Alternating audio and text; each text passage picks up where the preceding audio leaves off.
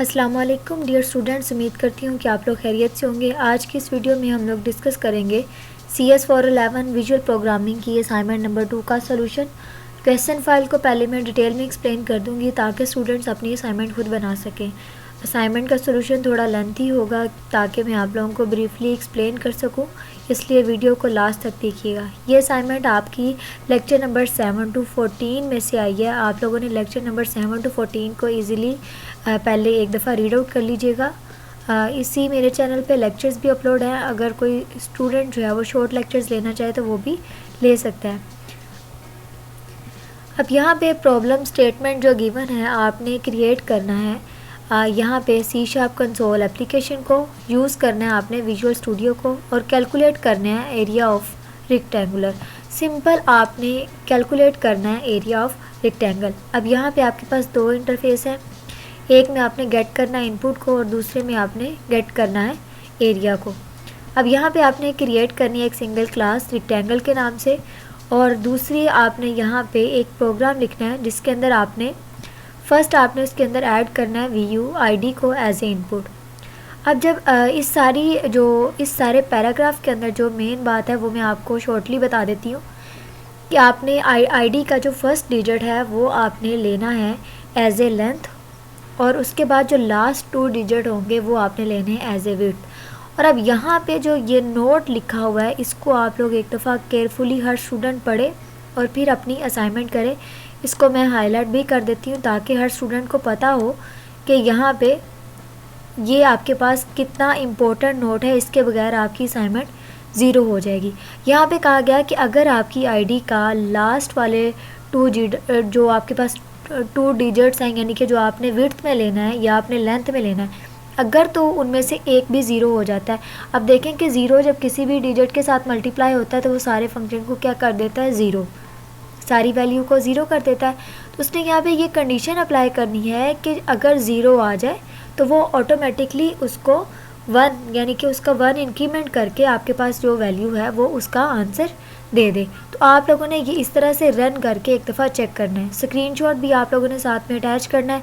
तो ये आपके पास फर्स्ट है। अब यहाँ पे आपके पास इस तरह का इंटरफेस आएगा। जैसे ही आप फाइल को रन करेंगे आपने VUID ऐड करनी है, लेंथ आपने ऐड करनी है, और उसके बाद आपने विड्थ ऐड करनी है रेक्टेंगल की। तो आपके पास ये इस तरह से एक डायलॉग बॉक्स आ जाएगा। जैसे ही आप कैलकुलेट के बटन पे क्लिक करेंगे तो आपके पास इस तरह से आपकी आउटपुट आ जाएगी। अब जल्दी से चलते हैं कोड फाइल की तरफ। यहाँ पे मेरे पास कोड फाइल ऑलरेडी रेडी है, लेकिन मैं आपको इसकी सोल्यूशन फाइल जो है वो मैं आपको नोटपैड के ऊपर कोड फाइल जो है वो कॉपी कर दूँगी। सोल्यूशन जो है वो डिस्क्रिप्शन में दे दूँगी, आप लोगों ने वहाँ से ईज़िली बना लेनी है। अब यहाँ पे आपके पास ये देखें, आपने जो सबसे पहले आपने फ़ाइल पे जाना है, देन आपने न्यू, और उसके बाद आपने न्यू प्रोजेक्ट क्रिएट कर लेना है। आपने जो प्रोजेक्ट क्रिएट करना है वो आपने यहाँ पे आपके पास यहाँ पे आपने लेना है पहले कंसोल एप्लीकेशन। यहाँ पे मैं आपको दिखा दूँ कि जो आपने लेना है, यहाँ पे मेरे पास विजुअल स्टूडियो 2019 है, ये आपने लेना है कंसोल एप्लीकेशन .NET फ्रेमवर्क। आप इसको ले लें। उसके बाद आपने न्यू पे क्लिक करना है। न्यू पे क्लिक करने के बाद आपने जो प्रोजेक्ट का नेम है वो आपने अपनी VUID रखनी है, VUID रखनी है, और उसके बाद आपने इसको क्रिएट कर लेना है। अब यहाँ पे क्रिएट करने के बाद आपने सेम एज इट इज़ ये सारे का सारा कोड जो है वो कॉपी कर लेना है। आपको यहाँ पे कोड जो है वो प्रॉपर समझ नहीं आएगा, वैसे मैं आपको यहाँ से एक्सप्लेन कर देती हूँ। अब यहाँ पे मैंने जो प्रोजेक्ट क्रिएट किया था वो CS411 के नाम से किया था, सब्जेक्ट नेम से, लेकिन आपने अपनी VUID से करना है। उसके बाद आपने इंटरफेस ले लिया शेप के नाम से। मैंने गेट कर लिया इनपुट को और इनपुट कर लिया एरिया को। उसके बाद मैंने एक क्लास बना ली रेक्टेंगल के नाम से। अब इंटीजर आपके पास यहाँ पे लेंथ है और विड्थ है, इंटीजर एरिया ऑफ रेक्टेंगल। अब आपने यहाँ पे ये जो वेरिएबल्स है ना, ये हर स्टूडेंट कोशिश करे कि वो चेंज कर ले, कोई रेक्टेंगल पूरा लिख ले, कोई हाफ लिख ले, जिस तरह उसको इजी लगे वो डिनोट कर ले। उसके बाद आपने यहाँ पे आउटपुट में आपके पास क्या लिखा हुआ आना चाहिए, enter the length of rectangle.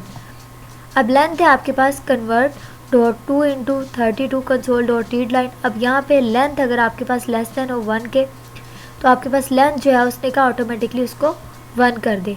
इसी तरह से अगर आपके पास जो विड्थ है वो आपके पास लेस देन हो 1 के, तो विड्थ को वो ऑटोमेटिकली 1 कर दे। ये मैंने यहाँ से ये कंडीशन जो है वो अप्लाई कर दी है, जिसकी बेस पे वो नोट वाला सिनेरियो जो है वो अप्लाई होगा कि अगर आपके पास दोनों में से कोई भी वैल्यू 0 होती है तो वो उसको ऑटोमेटिकली 1 कर दे। उसके बाद आपके पास पब्लिक इंटीजर एरिया है, आपके पास यहाँ पे एरिया आपने ले लिया लेंथ मल्टीप्लाई बाय विड्थ, तो आपके पास रिटर्न में आएगा एरिया ऑफ रेक्टेंगल। अब यहाँ पे आपके पास जो क्लास क्रिएट की है, उसके बाद आप लोगों ने क्या करना है, एंटर करना है VUID को, और VUID को ऐड करने के बाद आपके पास रेक्टेंगल, आपके पास यहाँ पे रेक्टेंगल को आपने डिक्लेयर कर लिया है। उसके बाद आपके पास यहाँ पे application dot enable visual styles. अब यहाँ पे आपके पास असाइनमेंट फॉर्म, न्यू असाइनमेंट आ गई, और ये आपके पास फॉर्म जो है वो डायलॉग बॉक्स शो हो जाएगा। अब यहाँ पे आपके पास पब्लिक क्लास आपने क्रिएट कर ली असाइनमेंट, अब वो किससे डोनोट, अब उसकी पार्शली क्लास क्या आ गई, फॉर्म।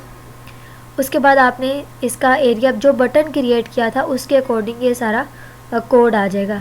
अब आपके पास एरिया आ गया रेक्टेंगुलर का। उसके बाद आपके पास इनिशियल कंपोनेंट आ गया दिस डॉट बटन के। जैसे ही आप बटन के ऊपर, अब हमने एक्शन अप्लाई करना है कि जैसे ही बटन के ऊपर क्लिक करें तो वो सारा जो है वो आपके पास आउटपुट जो है वो रेक्टेंगल की आ जाए। अब यहाँ पे आपके पास बैक कलर है बटन का, जो भी आपने देना वो भी आप दे सकते हैं। कुछ भी लिख लिया मैंने, एंटीक वाइट लिखा हुआ तो वो मेरा उसी के अकॉर्डिंग कलर आएगा। अब यहाँ पे फाउंड की सेटिंग है, लोकेशन है, नेम है, साइज़ है, मतलब कि ये सारी के सारे जो है वो बटन की फंक्शनलिटीज़ आ गई कि उसके ऊपर आप क्या क्या अप्लाई करना चाह रहे हैं। उसके बाद ये आपके पास सारा कोड था। अब मैं इसको रन करके दिखा देती हूँ। सिंपली ये देखें मैंने रन किया, तो एंटर करें VUID। अब यहाँ पे आप कोई सी भी आईडी लिख लें।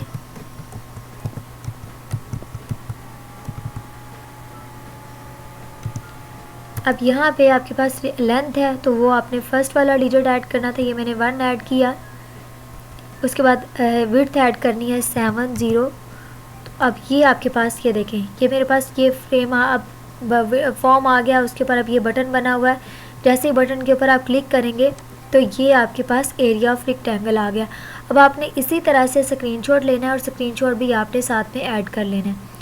अब यहाँ पे मैं आपको अगेन इसको रन करके दिखा देती हूँ कि जहाँ पे मैं वैल्यू को 0 लूँगी। अब ये मैंने इसको अगेन रन किया।